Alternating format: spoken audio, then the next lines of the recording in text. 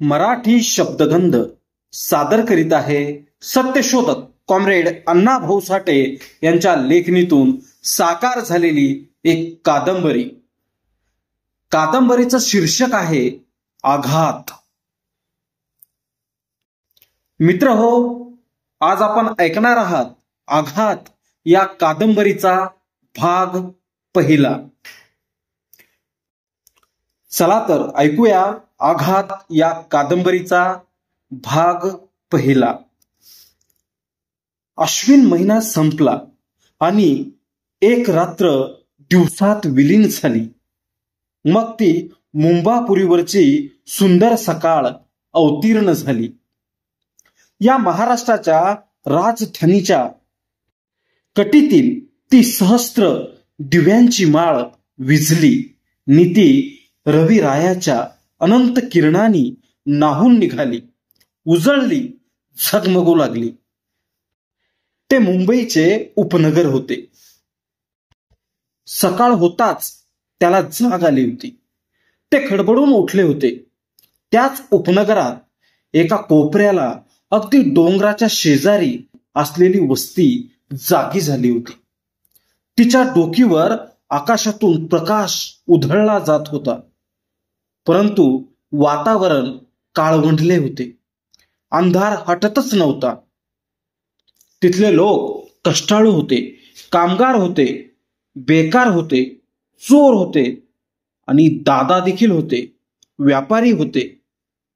त्या सर्वांनी जुने पत्रे, जुनी पोती, चटया, कागद अशा अनेक जुन्या वस्तूंना पुन्हा राबवून ती वस्ती उभारली होती आणि आपला निवारा निर्माण केला होता आणि खुशाल नांदत होते. पण जणू आधुनिक युग आणि मध्यम युग एकमेकांच्या हातात हात घालून परस्परांचे स्वागतच करीत आहेत. तिथं त्रास होत होता. तिथं चिंता, विवंचना, अज्ञान, दारिद्र्य, यातना यांनी कायमचे ठाण मांडले होते. डोकरीच्या चाळीतील पहिल्याच खोलीत राहणारा श्याम पेंटर दारात बसला होता. तो आज कुठेतरी शून्यात पाहत भलताच विचार करीत होता. श्याम स्वतःला एकच प्रश्न विचारित होता की ही डोकरी म्हातारी अजून जिवंत का राहिली आहे? हा हाडाचा सापळा आणखी किती दिवस जगणार आणि या चाळीत राहणाऱ्या लोकांना मिळणार? ही म्हातारी मरत का नाही? ते काहीही असो, परंतु आता या म्हातारीनं मुळीच जगू नये. आता या जगाला तिची मुळीच जरुरी नाही. ही लवकरात लवकर मेलीच पाहिजे. पण कधी, कशी? मी तिचा खून करीन, मग तर ती मरेल की नाही? हा म्हातारीच्या खुनाचा विचार श्यामची पाठ सोडित नव्हता आणि त्याच्यापुढून अनेक कामगार आपापल्या कामावर निघाले होते. कित्येक बेकार आज तरी काम मिळेल का असा विचार करीत पळत होते आणि कित्येक भिकारी आपापल्याच बगलेत आपलेच हात दाबून पोटासाठी धावत होते. भूक त्यांच्या मागे लागली होती. श्यामचं तिकडं लक्षच नव्हतं. तो आपल्याच विचारात गुंग होता. श्याम रंगानं उजळ होता. त्याचा चेहरा गोल होता. डोळे मोठमोठे होते. तो दिसण्यात वाईट नव्हता. तो उंचीला कमी होता, पण अंगपिंडानं दणदणीत होता. त्याचं वय 30च्या दरम्यान होतं. त्यानं काळ्या रंगाची पॅन्ट घालून अंगात जांभळा बुशकोट घातला होता. डोकरीच्या चाळीतील सर्व लोक उठले होते, पण ते त्या विचित्र सापळ्यात आतल्या आत वळवळत होते. कुणाशी बोलत नव्हते. ती डोकरीची चाळ म्हणजे भयंकर प्रकार होता. जुन्या लाकडाच्या डोकीवर जुन्या पत्रे लावून आणि सभोवती चटई गुंडाळून त्याला घराचा आकार दिला होता.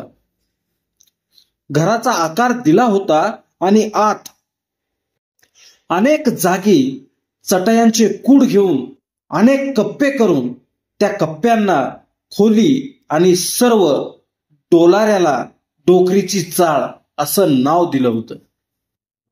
तिथं रात्री माणसं झोपली की उंदीर दौड मारित होते. घुशी खळ्या खणीत होत्या. त्यांना पाहून मांजर पराभव पदरी घेऊन स्वरक्षण म्हणून आढ्यावर बसत होती आणि झुरळांच्या पुढं डास मच्छर यांची गाणी रंगत होती. श्यामच्या खोलीपुढं डोकरीचं एक काजूचं झाड कसं तरी वाकडं तिकडं उभं होतं आणि त्याच्यावर डोकरीचा भलताच जीव होता. श्यामच्या शेजारी जगन राहत होता. तो एक कामगार होता नी दमनलाल कंपनी या नावाच्या लोखंडी कारखान्यात काम करीत होता. तो तरुण होता, तसाच सज्जनही होता. तो आपल्या कारखान्यात पुढारी मानला जात होता. आणि जगनची बायको सुंदर दिदी नावाप्रमाणेच सुंदर होती. नेक होती. जगन नियमानं नोकरी करीत होता, त्यामुळे त्या दोघांचा संसार ठीक चालला होता, कारण कष्टाला मोल नसतं. नंबर 3च्या खोलीत पंडित नावाचा भैया राहत होता. त्याच्या बायकोचं नाव रीटा असं होतं. तो काहीच काम करीत नव्हता, पण सकाळपासून संध्याकाळपर्यंत दारू पिऊन धमाल करीत होता. दर 8 दिवसांतून 2 दिवस बायकोला घेऊन कुठंतरी जाऊन येत होता आणि मग 8 दिवस चैन करीत होता. पुढील खोल्यात अनेक बिऱ्हाडं राहत होती. तिथं काही बाया इंगळीच्या जातीच्या होत्या. त्यांना दुसऱ्याचं बरं पाहवत नसे. कुठं ठीक चाललं असेल तिथं त्या डंख मारून दुसऱ्याच्या संसाराला आग लावून मोकळ्या होत होत्या. तर काही बाया जळूच्या जातीच्या होत्या. कुणालाही जळूप्रमाणे चिकटून 4-2 रुपये सहज उपटीत होत्या. आणि काही जणी शेळीच्या जातीच्या होत्या. त्या दुसऱ्याच्या घरातील काकडी चटणी मीठ हाती येईल ते चोरून आपला संसार करीत होत्या. थोड्या वेळानं बिळातून उंदीर बाहेर यावा तसा पंडित बाहेर आला. त्यानं आज आपल्या बायकोचे 10 रुपये चोरले होते. कोणत्या अड्ड्यावर जाऊन दारू प्यावी याचा विचार करीत तो श्यामजवळ आला. आणि मग श्याम विचारमग्न बसलेला पाहून थांबला आणि काळजीच्या सुरात म्हणाला, "अरे श्याम, सकाळीच कसला विचार करीत आहेस?" "काय मी विचार करीत आहे?" श्याम म्हणाला. "पंडित, मी कधी आपला स्वतःचा विचार करीत नाही." "हा, पण विचार मात्र नक्कीच करीत असतो." "कसला?" पंडित बोलला. "कसला? या डोकरीचा खून कसा करावा याचा." सर्व हलकट शेजाऱ्यांचा श्याम एक एक शब्दागणिक आवाज चढवीत म्हणाला, "तुझा." त्याने शेवटच्या "तुझा" या शब्दावर जोर दिला. "मग माझा?" पंडितनं गोंधळून विचारलं. त्याचा आवाज पडला आपण आता कसं पळून जावं याचा तो विचार करू लागला. आणि याच वेळी नाटकातील एखादं पात्र गपकन पुढे यावं तशी डोकरी नांग्या मोडलेल्या खेकड्याप्रमाणे तिरपडत बाहेर आली. तिने बिथरलेल्या मांजराप्रमाणे प्रथम श्यामकडे पाहिलं आणि मग ती पुढे गेली. त्या काजूच्या झाडावर खारोटीप्रमाणे सरसर चढली आणि झाडाची पिकलेली पिवळी पानं तोडून त्या दोघांवर टाकू लागली. तिला श्यामचा राग आला होता. काय बाळे, झाडावर चढलीस? श्याम पंडितकडे पाहत मोठ्यानं म्हणाला. तशी झाडावरची माथारी डोकरी चमकली. मग दोन्ही हातात 2 फांद्या धरून चिडलेल्या माकडानं पाहावं तसं खाली पाहत किंचाळली. काय? तुला नाही, तू आपलं काम कर, श्यामनं उत्तर दिलं. आणि पुन्हा डोकरी आपलं काम करू लागली. अलीकडे श्यामची बायको जळून मेल्यापासून या घर मालकीन डोकरीचं डोकं फिरलं होतं. बायको मरून गेली होती. आता या श्यामनं खोली सोडावी आणि आपण पुन्हा 30 रुपये डिपॉझिट नी 10 रुपये भाडे घेऊन दुसरा भाडेकरू ठेवावा असा त्या कंजूस डोकरीचा कयास होता. परंतु श्याम ती खोली सोडित नव्हता आणि त्यामुळे ती डोकरी धुसफूस करीत होती. या डोकरीच्या वयानं 60 वर्ष कधीच मागं फेकून दिली होती आणि आता 70 गाठीत आणली होती. ते भिंतीला चिकटणाऱ्या मोठ्या कातणीसारखी दिसत होती आणि तिच्या चेहऱ्यावर सुरकुत्यांचं दुहेरी जाळं विणलं गेलं होतं. तिला सरळ चालता येत नव्हतं, पण ती रागीट होती. ती चाळ बांधून ती बरीच श्रीमंतही झाली होती. ती 30 रुपये पागडी आणि 10 रुपये खोली भाडं घेत होती. ती 10 रुपये भाडं वसूल करीत होती, परंतु कोणालाही पोचपावती देत नव्हती. पंडितला चुटपुट लागली होती. पुन्हा त्यानं विचारलं, माझा विचार तू करतोस? याचा अर्थ काय तेवढं सांग ना.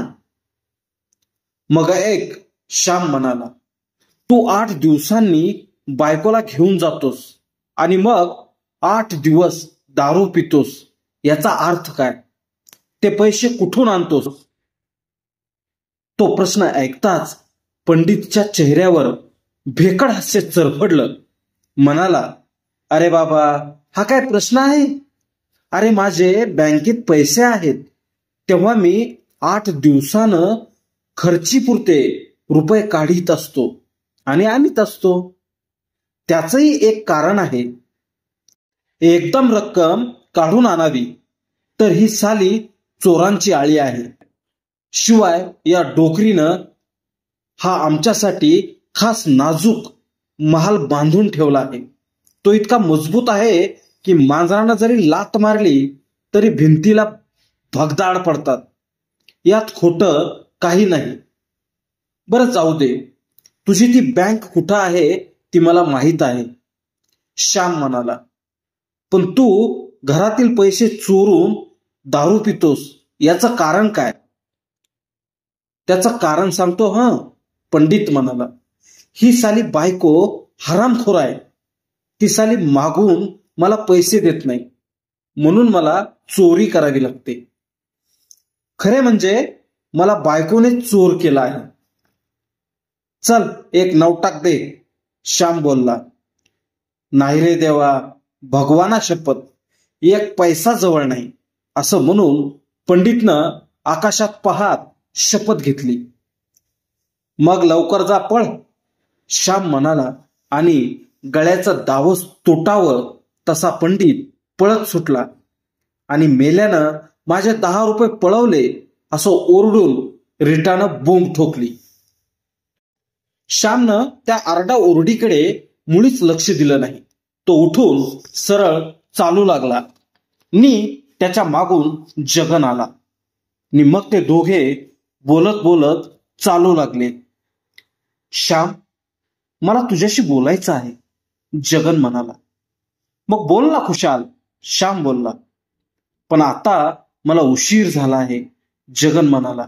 मला जेव्हा वेळ असतो तेव्हा तू करंटमध्ये असतोस. हो, कारण माझा मूळचा करंट संपला आहे, म्हणून मला रोज नवीन करंट घ्यावा लागतो, असं म्हणून श्याम हसला. काहीही असो, बाकी त्या चाळीत तू एकच भला माणूस आहेस, जगन बोलला. खोटं आहे ते, श्याम सरळ समोर पाहत उद्गारला, खोटं? कसं खोटं? मी सांगतो म्हणून? कारण मी भला नाही. पण तसा माझा समज आहे. तो जो समज आहे तो गैरसमज आहे. श्याम शांतपणे उत्तरला. कारण कारण मी जर भला असतो तर त्या कुऱ्या लोकात राहिलोच नसतो. ठीक आहे, नंतर बोलू, असं म्हणून जगन पाय उचलून पुढे गेला आणि त्या चालीनं मुख्य मार्गावर जाऊन पोहोचला. रोडच्या कडेनं अनेक दुकानं होती. त्यापैकी बहुतेक उघडली होती. एक इराणी हॉटेल, दुसरे गुजराती हॉटेल, तिसरे मलबारी, चौथे उडपी हॉटेल नि पाचवे खास मटणाचे कारवारी हॉटेल, अशी 5 हॉटेल तर पहाटे 5 वाजताच उघडली होती. 5ही हॉटेलात रेडिओ टाहो फोडीत होते आणि त्यामुळे ती गिऱ्हाईकानं गजबजली होती. इराण्याच्या हॉटेलात तर भलतीच गर्दी झाली होती. इराण्यानं सिलोन रेडिओ लावला होता आणि तो आता पुराने फिल्म के गाणे गात होता. लोक चहा पिऊन पळत होते. उडपी हॉटेलात गिऱ्हाईक तुरळकच येत होते. मलबारीही बरा होता, परंतु तो कारवारी कावरा बावरा झाला होता. कारण तो मैसूर स्टेशन लावून आपलं कन्नड संगीत ऐकत होता. पूर्वी काही गिऱ्हाईकांनी सिलोन लावा, मुंबई लावा अशी सूचना केली होती. पण हा रेडिओ माझ्यासाठी आहे आणि मी मैसुरी आदमी आहे असं त्यानं उत्तर दिलं होतं. आणि त्याच्या त्या हट्टामुळेच लोक तिकडे फिरकत नव्हते. आग्रा रोडवरून मोटारी धावत होत्या. त्या पाहात श्याम इराणी हॉटेलात शिरला आणि मग एक खुर्ची घेऊन बसला. मग 2 कबाब, 1 पाव खाऊन आणि वर एक चहा पिऊन तो इराण्याकडे गेला आणि त्यानं 25 पैसे त्याच्या टेबलावर ठेवले. परंतु इराण्याचा विश्वास बसला नाही. त्यानं वेटर पोराला हाक मारली, ए मोहम्मद, कितना? 25. ते पोरग मोठ्यानं केकटलं. श्याम म्हणाला, इराणी, ज्या देशाचं अन्न खाता आणि लोकांना लुबाडता त्या देशातील एका तरी माणसावर तुम्ही विश्वास ठेवा. अच्छा बाबा, अच्छा, इराणी बोलला. श्याम हॉटेल बाहेर पडला आणि रेडिओवर फरमाईश कार्यक्रम सुरू झाला. एकाएकी श्यामला डोकरीची आठवण झाली. त्याच वेळी रेडिओ गाऊ लागला, हम छोड़ चले हे महफिल को, याद आए कभी तो मत रोना. हे गाणं ऐकून श्यामचं डोकं सुन्न झालं आणि त्यामुळे त्याच्या डोक्यातून ती डोकरी दूर दूर पळाली. आणि मग तो त्या गाण्याच्या ठेक्यावर पावलं टाकीत चालू लागला. हम छोड़ चले हे महफिल को, याद आए कभी तो मत रोना. तो सरळ चालत होता. त्याच्या उजवीकडे एक टेकडी होती. तिच्यावर मसनवाटी होती आणि पायथ्याला शेकडो झोपडी मेंढरांच्या टपाडासारखी दाटी वाटीत उभी होती. आणि त्यांची ती कळा हैराण अवस्था पाहत तो आग्रा रोड पुढे गेला होता, थेट आग्र्याला. त्या झोपडपट्टीच्या पुढील टोकाला एक मोटार गॅरेज होतं. तिथं बऱ्याच मोटारी उभ्या होत्या. त्यापैकी काहींची चाकं निखळून पडली होती, तर काही मोडून पडल्या होत्या आणि कित्येक चांगल्या अवस्थेत उभ्या होत्या.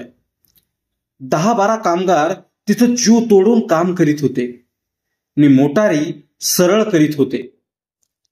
आणि गॅरेज समोरच एका झोपडीत गॅरेजचे 2 पंजाबी मालक निवांत बसून हिशोब करीत होते.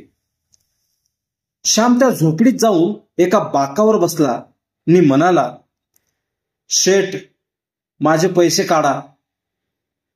कितना बाळा? एका शेठनं सुटकी चेहरा करून विचारलं. 50 रुपये, श्याम म्हणाला.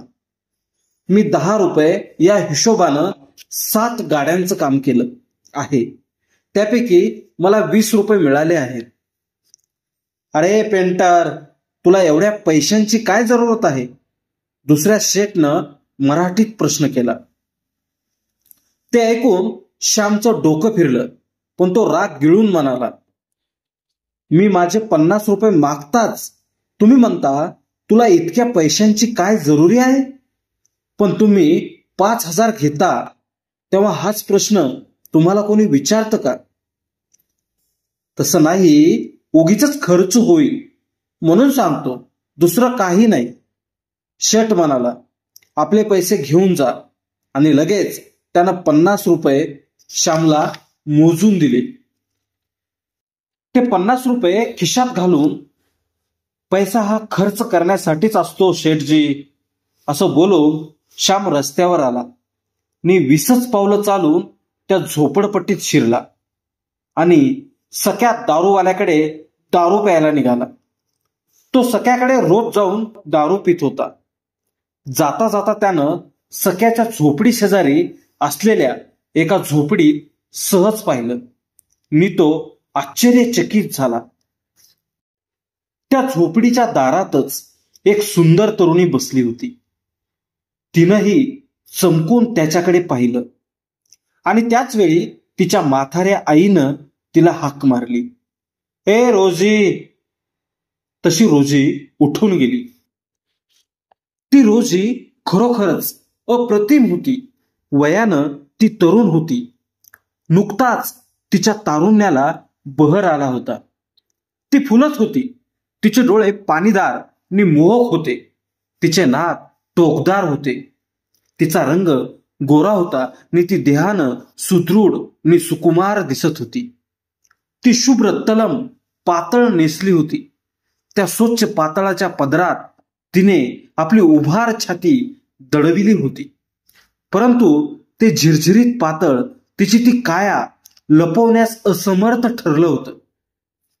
विरविरीत ढगात शिरलेल्या चंद्राप्रमाणे तिचे उरोज आपलं अस्तित्व प्रगट करीतच होते. रोजीची सुंदर मूर्ती डोळ्यात घेऊन श्याम सख्याच्या दारात जाताच बसलेलं घोडं धडपडून उठावं तसा सख्या उठला आणि मग श्याम एक एक ग्लास संपवू लागला. सख्याचं घर आणि म्हातारीचं घर यात फक्त एक चटईचा कूड होता. सख्या, श्याम बोलला. बोला शेठ. सख्या एक बाटली घेऊन पुढे गेला. ही नवीन बाई कोण रे? ती त्या म्हातारीची शेठ. अरे, ही पूर्वी कधीच दिसली नाही आणि आजच कशी उगवली? शेठ, ती गावी होती. तिचा नवरा मेलाय आणि रातीच आलीया. सख्यानं एका दमात सर्व काही सांगितलं. पलीकडे कुडाला कान लावून रोजी सर्व काही ऐकत होती. तिला पाहताच मला माझ्या अन्नूची आठवण झाली आणि एकाएकी काळजात धडका झाला. श्याम खिन्न स्वरात म्हणाला, ठीक आहे, तू आण एक बाटली, मी ती आग विझवतो.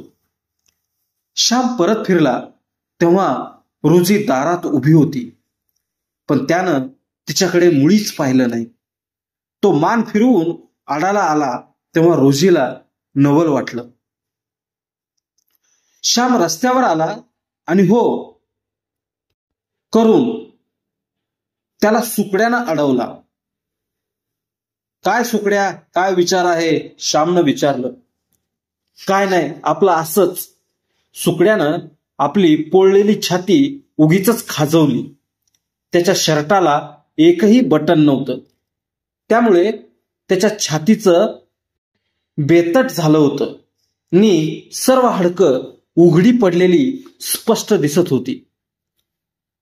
आता किती पिणार? श्यामनं विचारलं. 1 नवटात. त्यानं बोट दाखवलं. काम काय करतोस? काय करू पेंटर, धडपड करतो पण सालं काम काय लागत नाही मला. अरे काहीतरी कर. काय जमना. आता सरळ लष्करातच जातो. मग काय करू. असं का. साल्या संडासाचा टंबरेल जड होतं असा तो शक्तिवान. श्याम हसत म्हणाला. आणि काय रे, लष्करात बोंबील चालत नसतो. ते बी खरं आहे. सुकड्या नाकाचा शेंडा उडवीत म्हणाला. माझी बॉडी थोडी डाऊन झाली आहे. म्हणजे बेट्या, तुला पूर्वी बॉडी होती असं तुझं म्हणणं आहे का काय. अरे तू जन्माला आलास तेव्हा एका कपड्याच्या पिशवीत फक्त हाडच घेऊन आला होतास. श्याम म्हणाला. म्हणे बॉडी थोडी डाऊन झाली आहे. वा रे वा बॉडीवाला. तुमचंच खरं आहे. साली मला ती बॉडी कवाच नव्हती. सुकड्या आपली लांबकुळी मान डोलावून कबूल करीत म्हणाला. मला बॉडी नाही म्हणून तर नोकरी लागत नाही. आणि हेही कबूल कर की तू आपली हाडं आणलीस परंतु खोपडी विसरून आलास. खरं की नाही. श्याम म्हणाला. सुकड्या बोलला. तो माझा गुन्हा नाही. देवानं मला झोपडी दिली पण साली खोपडीच दिली नाही. त्याला मी काय करू. मग बोला पुढं काय. श्यामनं विचारलं. एक विडी. सुकड्या बोलला. बरं ही विडी घे. आणखी काय. श्यामनं पुन्हा प्रश्न केला. एक नवटा. सुकड्या 2 पावलं मागं सरला.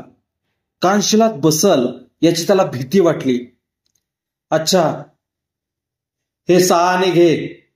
त्याला 6 आणे देऊन श्याम म्हणाला. आता एकच कृपा कर. कसली. सुकड्या विचारात पडला. म्हणजे इथं रस्त्यावर भेटतोस तसं मला वर स्वर्गात भेटू नको. श्यामनं विनंती केली. तसं का म्हणता. सुकड्या गोंधळला. त्याचा असा आहे की स्वर्गात मी तुला एक नवटाक आणि एक विडी देऊ शकणार नाही. कारण स्वर्गात सख्याची दारू नि विडी मिळणार नाही. त्यासाठी तू एक कर. तू स्वर्गात जाते वेळी त्या सख्याला बरोबर घेऊन जा. म्हणजे अडचण पडणार नाही. असं म्हणून श्याम मोठ्यानं हसला आणि घराकडे निघाला. आणि 6 आणे मुठीत घेऊन सुकड्या सख्याच्या घराकडे पळाला. डोकरीची चाळ शांत होती. सर्व बाया आपापल्या घरात बसून होत्या. कारण घराबाहेर पडणं धोक्याचं होतं. कधी चोरी होईल याचा नेम नव्हता. डोळ्याचं पातं लवतं तेवढ्यात आपली भाकरी गडप होईल याची भीती वाटत होती. आणि वढाळ बाया तर बाजूच्या झाडाखाली टपूनच बसलेल्या होत्या. त्यांना कुणाची भीती नव्हती. आणि त्यांनी समोर चोरी केली तरी त्यांचं कुणीही नाव सांगू शकत नव्हतं. याबद्दल त्या चोर बायांना खात्री होती. श्याम आलेला पाहताच सर्व बाया ओरड्या उडाव्या तशा उठल्या आणि त्यांची पळापळ पाहत श्याम खोलीत शिरला. त्या खोलीत एका टेबलावर अनेक रंगाचे डबे कसेही ठेवले होते. सर्वत्र रंग नि चिंध्या दिसत होत्या. एक चटई अंथरली होती. ती कधी अंथरली होती ते सांगता येत नव्हतं. टेबलाखाली घुशीनं उकीर काढून गुडघाभर माती ओढून ढीग घातला होता. एका कोपऱ्यात बादली उपडी पडली होती. डाव्या बाजूचा कुचका कूड कधीच फाटला होता. तो श्याम आल्याची चाहूल लागताच उठला आणि ह्या ह्या करून रडू लागला. श्याम आपल्या मोडक्या खुर्चीवर बसला आणि स्वतःला म्हणाला. हा माझा संसार नि हा जगन मला भला माणूस म्हणत आहे याचा अर्थ काय. हे माझे दारिद्र्य या माणसानं कधी पाहिलं नाही म्हणून त्याचा तो गैरसमज झाला असावा. नि तो मला भला म्हणत आहे. मग त्याला रोजीची आठवण झाली आणि मग तो आपला दरिद्री संसार आणि रोजीची सुंदर मूर्ती यांची तुलना करू लागला. 5 वाजले. कामावर गेलेली पुरुष मंडळी घरी आली आणि डोकरीची चाळ बोलू लागली. मुक्या वातावरणाला वाचा फुटली आणि त्या चाळीचं मार्केट झालं. श्याम दारात येऊन त्याने जगनला हाक मारली. म्हणाला, थोडं बाहेर या. जगननं बाहेर येऊन विचारलं, सांगा काय हुकूम आहे? हुकूम नाही, एक विनंती आहे की आता माझा करंट उतरला आहे हे लक्षात घ्या, आणि सकाळी मी आपल्याशी फारच उर्मटपणे बोललो याबद्दल मला क्षमा करा. श्याम दिलगीर होऊन म्हणाला, सकाळी तुम्ही मला भला माणूस म्हणालात ते मला कधीही मान्य होणार नाही, कारण खरा भला माणूस तुम्ही आहात आणि मी एक जिवंत मुर्दा आहे. म्हणजे याचा अर्थ काय? जगन श्यामचं ते बोलणं ऐकून चकित होऊन उद्गारला.